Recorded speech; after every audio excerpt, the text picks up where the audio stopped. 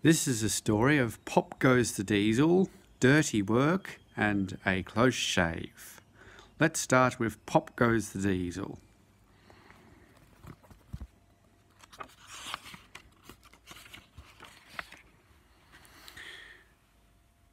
Duck is very proud of being Great Western. He talks endlessly about it, but he works hard too and makes everything go like clockwork. Today it was a splendid day on the island of Sodor. The trucks and coaches were behaving well, and the passengers had stopped grumbling. But the engines didn't like having to bustle about. There are two ways of doing things, Duck told them. The Great Western way or the wrong way. I'm Great Western and don't we know it, the engines groaned. James, Gordon and Henry were glad when a visitor came. He purred smoothly towards them. The Fat Controller introduced him. "Here is Diesel," he said. "I have agreed to give him a trial. He needs to learn. Please teach him, Duck." "Good morning," purred Diesel in an oily voice. "Pleased to meet you, Duck. Is that James and Henry and Gordon too? I am delighted to meet such famous engines." The silly engines were flattered. "He has very good manners," they murmured to each other. "We are very pleased to have him in our yard." Duck had his doubts. "Come on," he said impatiently. "Ah, yes," said Diesel. "The yard, of course. Excuse me, engines." Diesel purred after Duck, talking hard. "You're worthy, Fat. Sir Topham Hatt to you," ordered Duck. Diesel looked hurt. "Your worthy Sir Topham Hatt thinks I need to learn. He is mistaken. We Diesels don't need to learn. We know everything. We come to a yard and improve it. We are revolutionary." "Oh," said Duck, "if you're Revo Thingagummy, perhaps you would collect my trucks while I fetch Gordon's coaches." Diesel, delighted to show off, purred away. When Duck returned, Diesel was trying to take some trucks from a siding. They were old and empty. They'd not been touched for a long time. Diesel found them hard to move. Pull, push, backwards, forwards. "Ooh, ooh," the trucks groaned. "We can't. We won't." Duck watched with interest. Diesel lost patience. "Grrr!" he roared, and gave a great heave. The trucks jerked forward. "Oh, oh!" they screamed. "We can't. We won't." Some of their brakes snapped, and the gear jammed into sleepers. "Grrr!" roared Diesel. "Ho, ho, ho!" chuckled Duck. Diesel recovered and tried to push the trucks back, but they wouldn't move. Duck ran quietly round to collect the other trucks. "Thank you for arranging these, Diesel," he said. "I must go now." "Don't you want this lot?" asked Diesel. "No, thank you," replied Duck. Diesel gulped. "And I've taken all this trouble," he almost shrieked. "Why didn't you tell me?" "You never asked me. Besides," said Duck innocently, "you were having such fun being Rev whatever it was you said. Goodbye." Diesel had to help the workmen clear the mess. He hated it. All the trucks were laughing and singing at him. "Trucks are waiting in the yard, tackle men of these all. Show the world what I can do," gaily boasts the Diesel. In and out he creeps about like a big black weasel. When he pulls the wrong trucks out, pop goes the Diesel. The song grew louder and louder, and soon it echoed through the yard. "Grrr!" growled Diesel, and scuttled away to sulk in the shed.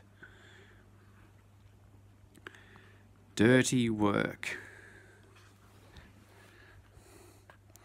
When Duck returned and heard the trucks singing, He was horrified.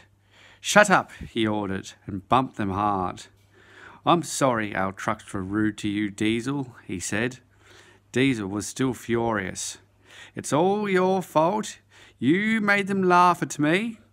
"Nonsense," said Henry. "Duck would never do that. We engines have our differences, but we never talk about them to the trucks."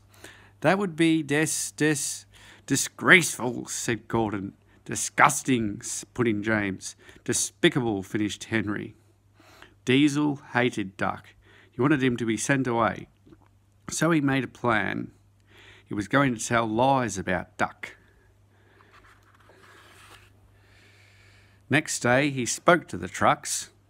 "I see you like jokes. You made a good joke about me yesterday. I laughed and laughed. Duck told me one about Gordon. I'll whisper it." "Don't tell Gordon I told you," said Diesel, and he sniggered away. "Ha, ha, ha," guffawed the trucks. "Gordon will be cross with Duck when he knows. Let's tell him and pay Duck back for bumping us." They laughed rudely at the engines as they went by. And soon Gordon, Henry and James found out why. "Disgraceful," said Gordon. "Disgusting," said James. "Despicable," said Henry. "We cannot allow it." They consulted together. "Yes," they said. "He did it to us. We'll do it to him and see how he likes it."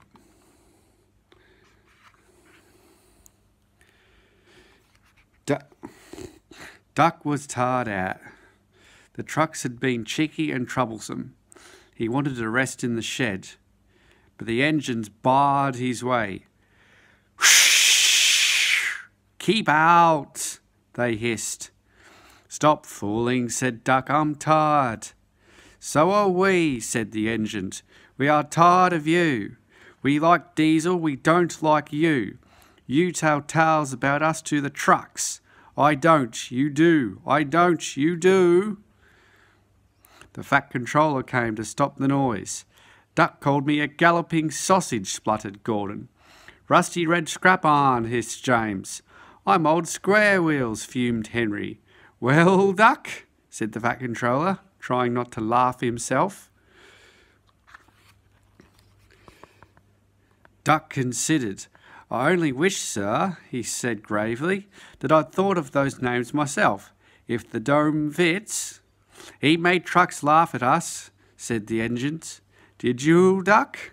asked the Fat Controller. "Certainly not, sir. No steam engine would be as mean as that." Diesel lurked up. "Now, Diesel, you heard what Duck said," said the Fat Controller. "I can't understand it, sir," said Diesel. "To think that Duck of all engines! I'm dreadfully grieved, sir, but knew nothing."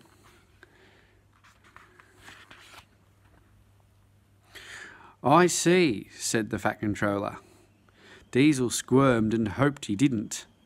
"I'm sorry, Duck," said the Fat Controller, "but you must go to Edward Station for a while. I know he will be glad to see you." "As you wish, sir," said Duck, and he trundled sadly away, while Diesel smirked with triumph.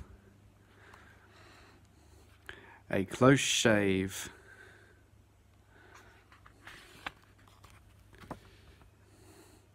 Duck, the Great Western engine, puffed sadly into Edward Station. "It's not fair," he complained. "Diesel has been telling lies about me and made the Fat Controller and all the engines think I'm horrid. They think I told tales about them to the trucks, and now the Fat Controller has sent me away." Edward smiled. "I know you aren't horrid," he said, "and so does the Fat Controller. You wait and see. Why don't you help me with these trucks?"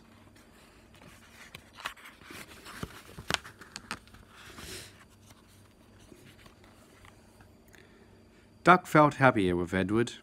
He set to work at once and helped Edward with his trucks and coaches. The trucks were silly, heavy and noisy. The two engines had to work hard, pushing and pulling all afternoon. At last they reached the top of the hill. Peep, peep, goodbye, whistled Duck, and rolled gently over the crossing to the other line. Duck loved coasting down the hill, running easily with the wind whistling past. He hummed a little tune.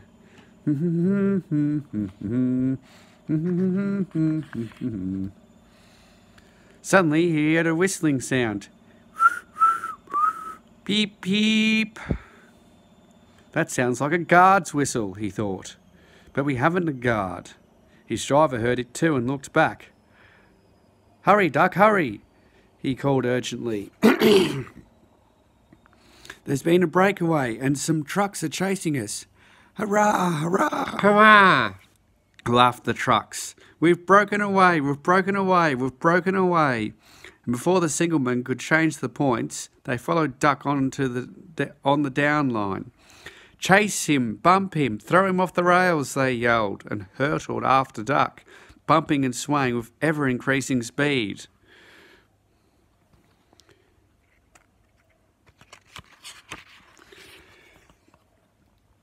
Duck raced through Edward Station, whistling furiously, but the trucks were catching up. As fast as we can, said the driver. Then they'll catch us gradually. The driver was gaining control. Another clear mile, and we'll do it, he said. Oh, glory, look at that. James was just pulling out on their line from the station ahead. Any minute there could be a crash. It's up to you now, Ducks, cried the driver. Duck put every ounce of weight and steam against the trucks. They felt his strength. On, they yelled. I must stop them, I must, cried Duck. The station came nearer and nearer. The last coach cleared the platform. It's too late, Duck whistled. He felt a sudden swerve and slid, shuddering and groaning along a siding.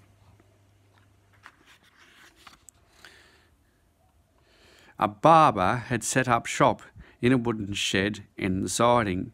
He was shaving a customer. There was a sliding, groaning crash, and part of the wall caved in. The silly trucks had knocked their guard off his van and left him far behind after he had whistled a warning. But the trucks didn't care. They were feeling very pleased with themselves. Beg pardon, sir, gasped Duck. Excuse my intrusion. No, I won't, said the barber crossly. You frightened my customers and spoilt my new paint. I'll teach you. And he lathered Duck's face all over. Poor Duck.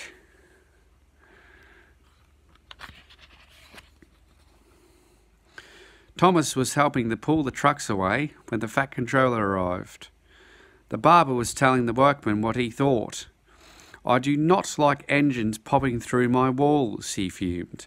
They disturb my customers. I appreciate your feelings, said the Fat Controller, and will gladly repair the damage. But you must know that this engine and his crew have prevented a serious accident. You and many others might have been badly hurt. The Fat Controller paused impressively. It was a very close shave, he said.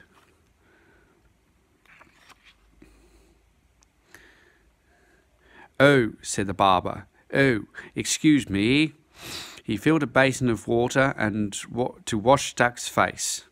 I'm sorry, he said. I didn't know you were being a brave engine. That's all right, sir, said Duck. I didn't know that either. You are very brave indeed, said the Fat Controller kindly. I'm very proud of you. Oh, sir, sighed Duck. He felt happier than he had done for weeks. The Fat Controller watched the rescue operation, and when you are properly washed and mended, he said to Duck, you are coming home. Home, sir? Asked Duck. Do you mean the yard? Of course, said the Fat Controller.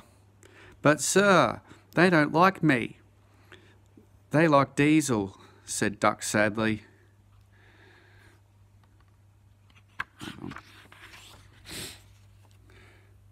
Not now, the Fat Controller smiled. I never believed Diesel, he said, so I sent him packing. The engines are sorry and want you back. A few days later, when he came home, there was a really rousing welcome for Duck, the Great Western Engine.